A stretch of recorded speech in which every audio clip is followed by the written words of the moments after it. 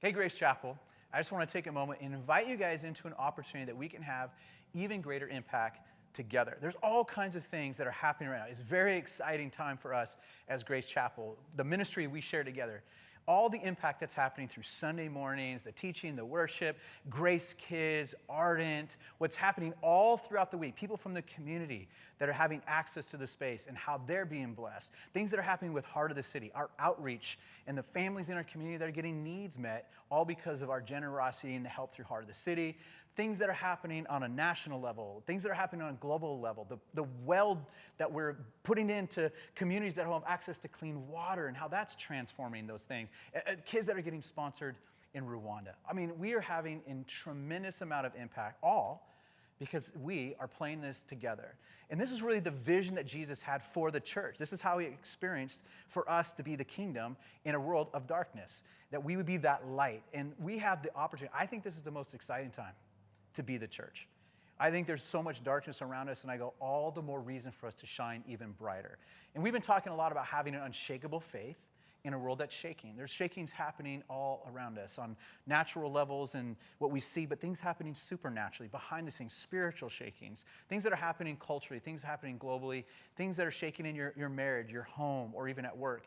And this is a time for us, I really believe, in our discipleship to have deep roots in Jesus, because the deep roots that we have allows us to have that unshakable faith and the fruit of that, fruit of generosity and compassion to be the light. That's why I believe we are living in one of the most exciting times to be the church. And with that being said, as we look at our fiscal year, we're coming to what we call the year-end giving, November and December. Those are the months where we see most of the giving come in that allows us to see the ministry happen all throughout the rest of the year.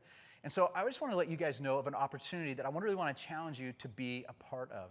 When we look at those who call Grace Chapel home, that's those of you that are saying, man, I'm blessed by the teaching, the worship, or my kids, my family. Those who would say, yeah, Grace Chapel is my home. That's who I'm talking to. When we look at that, what our numbers tell us is that 30% of you who call Grace Chapel home have given at least $1 in the last fiscal year, starting from July to now. That means 70% of us who call Grace Chapel home haven't given at least $1 in the last several months. So when I look at that, I go, wow, what an incredible opportunity for all of us to step in to see even greater impact. And here's why this is important. As we're looking at our fiscal year and the budget that we're in right now, that funds all the impact that's happening, the things that we're excited about, we had some projections that we needed to meet, and we're significantly lower on that. It's good for you guys to know that.